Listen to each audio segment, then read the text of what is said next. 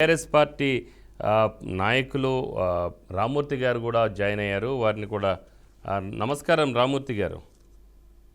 నమస్కారం అండి సార్. చెప్పండి సార్, ఇప్పుడు డీలిమిటేషన్ ద్వారా అంటే ముఖ్యంగా బీజేపీతర రాష్ట్రాల్లో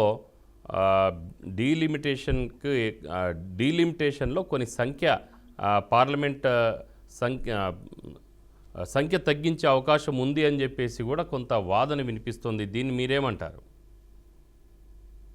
ఇప్పుడు ఏంటంటే పరిస్థితులు ఏ విధంగా ఉన్నా అంటే మొదటి నుంచి చూసుకుందాం. ఎందుకంటే దక్షిణ భారతదేశం మీద ఎప్పటికీ ఇరు పార్టీలకి జాతీయ పార్టీలు అని చెప్పుకునే ఇరు పార్టీలకు కొంచెం చిన్న చూపే.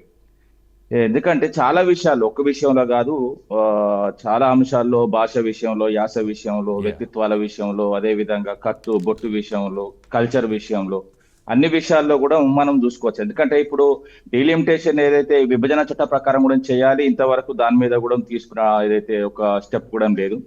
ఏదైతే ఇప్పుడు 1951 నుంచి జనాభా లెక్కల ప్రకారం చేస్తున్న క్రమాన్ని మనం చూస్తున్నాం. ఎందుకంటే అప్పటి నుంచి ఏదైతే 495 సీట్లు 7.3 లక్షల మందికి ఒక్కొక్క సీటుగా పంచడం జరిగింది. దాని తర్వాత 61లో 522 సీట్లను చేసింది. దాని తర్వాత 71లో 543 సీట్లు అదే కొనసాగుకుంటూ వస్తున్నది. ఎందుకంటే ఇప్పుడు దాని తర్వాత 71 తర్వాత దేశంలో ఏదైతే జనాభా నియంత్రణ పెరిగింది, దక్షిణ భారతదేశం సంబంధించి ఏదైతే మన రాష్ట్రాలు ఉన్నాయో జనాభా కొంచెం నియంత్రణ ఎక్కువ చేసింది. ఎందుకంటే కొంచెం ఎడ్యుకేషన్ ఎక్కువ, అదే విధంగా కొంచెం మనం కూడా కొన్ని అంశాల్లో అడ్వాన్స్ ఉంటాం కాబట్టి ఆ విధంగా జరగడం జరిగింది. ఇప్పుడు జనాభా నిష్పత్తి ప్రకారం తీస్తే మాత్రం మనకు అన్యాయం జరుగుతుంది అన్నది దాదాపు దక్షిణ భారతదేశంలో ఉన్న మాజీ ముఖ్యమంత్రులు మాట్లాడుతున్న విషయం, అదే విధంగా నాయకులు కూడా.